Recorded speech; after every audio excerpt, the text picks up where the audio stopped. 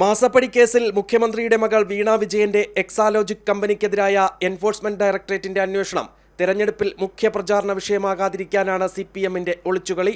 മാസപ്പടി കേസിൽ പ്രചാരണം ശക്തമായാൽ ആദ്യഘട്ടം മുതൽ ഉയരുന്ന ചോദ്യങ്ങൾക്ക് വീണ്ടും പ്രസക്തി വരും. CMRL എന്തു സേവനത്തിന് എക്സാലോജിക്കിന് പണം നൽകിയെന്നതുൾപ്പെടെ ജനങ്ങളുടെ മുന്നിൽ സിപിഎം നേതാക്കൾ ഉത്തരം പറയാനാകാതെ കുഴയും. VS അച്യുതാനന്ദൻ വിശ്രമത്തിലായതോടെ പാർട്ടിയിൽ സ്റ്റാർ പരിവേഷം കൈയാളുന്ന മുഖ്യമന്ത്രിയുടെ ഇമേജിന് ഇത് കോട്ടമുണ്ടാക്കിയേക്കാമെന്നാണ് വിലയിരുത്തൽ. അതിനാൽ ഇത്തരം വിഷയങ്ങളിൽ പരമാവധി അകലം പാലിച്ച് പകരം പൗരത്വ നിയമ ഭേദഗതി തിരഞ്ഞെടുപ്പിൽ മുഖ്യ പ്രചാരണമാക്കാനാണ് സിപിഎം നീക്കം. കഴിഞ്ഞ ദിവസങ്ങളിൽ മുഖ്യമന്ത്രി പങ്കെടുത്ത CAA-ക്കെതിരായ റാലികളിലെ അദ്ദേഹത്തിന്റെ പ്രസ്താവനകളിൽ നിന്ന് തന്നെ ഇത് വ്യക്തമാണ്. മുഖ്യമന്ത്രി തന്നെ CAA ആയുധമാക്കി പ്രചാരണം ശക്തമാക്കിയതോടെ പ്രതിപക്ഷവും മാസപ്പടി കേസിൽ പിന്നോട്ട് പോയി.